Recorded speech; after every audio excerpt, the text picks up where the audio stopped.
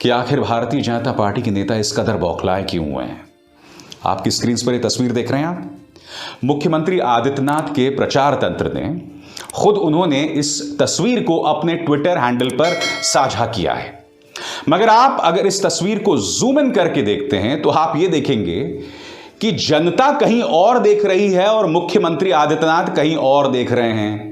अरे ऐसे कैसे हो सकता है कि मुख्यमंत्री आदित्यनाथ यहां खड़े हैं और जनता कहीं और देख रही है। जब इसकी पड़ताल की गई तो पता चला कि चीफ मिनिस्टर के ट्विटर हैंडल ने एक फोटोशॉप्ड तस्वीर जो है वो अपने ट्विटर हैंडल पर डाली है। फोटोशॉप यानी कि कहीं की चीज कहीं जोड़ी, भीड़ कहीं से उठाई, तस्वीर कहीं और से उठाई और उसे आपस में जोड़ दी। और ओरिजिनल तस्वीर यह है जब स्मार्टफोन्स को लेकर मुख्यमंत्री आदित्यनाथ ने कुछ घोषणा की थी और यह तस्वीर जैसा कि आप देखते हैं कि आउटलुक मैगजीन में आई है। मगर सवाल यह पूछना पड़ेगा कि चुनाव के बीचों बीच इस तरह की फर्जी तस्वीरें क्यों मुख्यमंत्री आदित्यनाथ अपने आधिकारिक ट्विटर हैंडल से जारी कर रहे हैं। उसके लिए मैं आपको एक वीडियो दिखाना चाहता हूं। 30 सेकंड का वीडियो है, देखिए।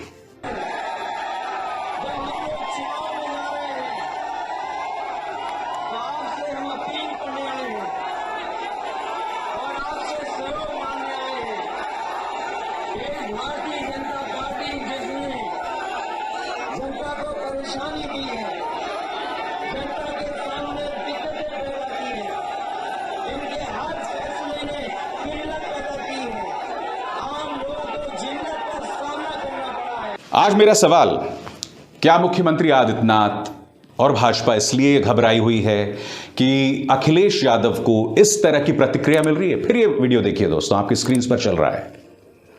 अमूमन अखिलेश यादव को इसी तरह की प्रतिक्रिया मिल रही है वो जहां पर भी चुनावी कैंपेनिंग करने जा रहे हैं। यह भी बतलाया जा रहा है कि पहले 2 चरण के मतदान भारतीय जनता पार्टी के उम्मीद के मुताबिक नहीं हुए, यानी कि 300 सीटों का सपना इस वक्त बहुत मुश्किल दिखाई दे रहा है। हालांकि मैं बार बार कहते रहा हूं, अगर अखिलेश यादव जीत गए तो यह भारतीय राजनीति का बहुत बड़ा चमत्कार होगा, क्योंकि भारतीय जनता पार्टी ने साम दाम दंड भेद से जीतने का मन बनाया हुआ है। वो ईडी का इस्तेमाल कर रहे हैं, इनकम टैक्स का इस्तेमाल कर रहे हैं, अपने पालतू मीडिया का इस्तेमाल कर रहे हैं और ये तमाम चीजें अखिलेश यादव के खिलाफ हैं। फिर पूछना चाहूंगा, क्या भाजपा के नेता बौखलाए हुए हैं? और उसकी एक और मिसाल मैं आपको बार बार बता चुका हूं, फिर दिखला रहा हूं। अब इन चुनावों में ग़ज़वा-ए हिंद की बात की जा रही है और यह बात कोई और नहीं बल्कि मुख्यमंत्री आदित्यनाथ कर रहे हैं। कहां भारत, कहां ग़ज़वा-ए हिंद, कहां उत्तर प्रदेश के चुनाव और कहां आप पाकिस्तानी, कुछ पागल पाकिस्तानियों के मन घड़ंत सपनों की बात उत्तर प्रदेश के चुनावों में कर रहे हैं। क्यों भाई? और बात यहां नहीं रुकी। टीएमसी के एक नेता ने गोवा के चुनावों में क्या कहा था, उसका जिक्र प्रधानमंत्री उत्तर प्रदेश के चुनावों में कर रहे हैं। यानी कि जीत की इतनी डेस्परेशन। अरे भाई भारतीय जनता पार्टी, आप जीत जाओगे, आपको जीतने से कोई नहीं रोक सकता। फिर आप लोग इस कदर क्यों बौखलाए हुए हो भाई कि आप इस तरह की हरकतें कर रहे हैं? यही नहीं, देश के गृह मंत्री उत्तर प्रदेश के चुनावों में सर्जिकल स्ट्राइक का जिक्र कर रहे हैं और कैसे कर रहे हैं मैं चाहूंगा आप सुने।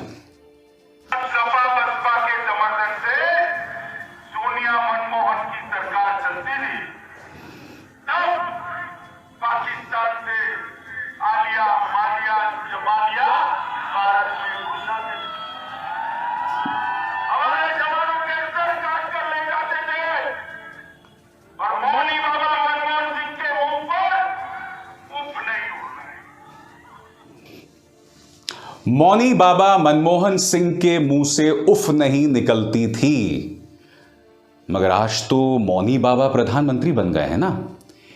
किसी मुद्दे का जवाब नहीं देना।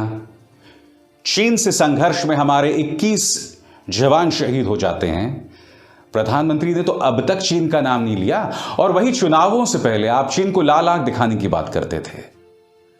मनमोहन सिंह को मौनी बाबा बताना बहुत आसान है। यह ना भूलें कि मनमोहन सिंह ने अपने 10 साल के कार्यकाल में कई प्रेस कॉन्फ्रेंसेस किए थे।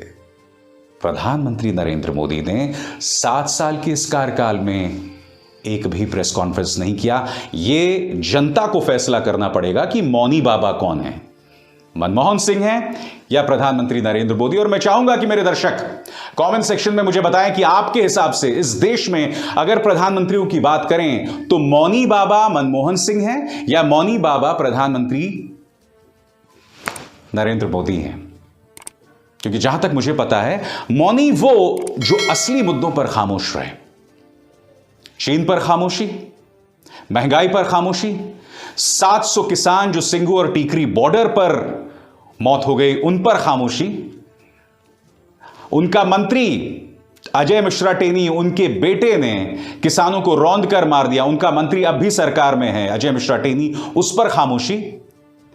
यानी कि तमाम जरूरी मुद्दों पर सबसे बड़ा मुद्दा 23,000 करोड़ का घोटाला। यह शख्स ऋषि अग्रवाल, इसके लिंक्स गुजरात से हैं। 2007 में जब नरेंद्र मोदी जी मुख्यमंत्री थे, हमारे प्रधानमंत्री जब मुख्यमंत्री थे, तब इन्होंने आधे दामों पर एबीजी शिपिंग यार्ड को जमीन बेची थी। आज वही एबीजी शिपिंग यार्ड ने 28 बैंकों को 23,000 करोड़ की चपत लगा दी है। आपका और हमारा मेहनत का पैसा इन बैंकों में जाता है। मैं आपसे सवाल पूछना चाहता हूं, इस पर भी खामोशी है प्रधानमंत्री की। क्या इन मुद्दों पर प्रधानमंत्री को नहीं बोलना चाहिए? ऐसे में आप मुझे बताइए, मौनी बाबा कौन है?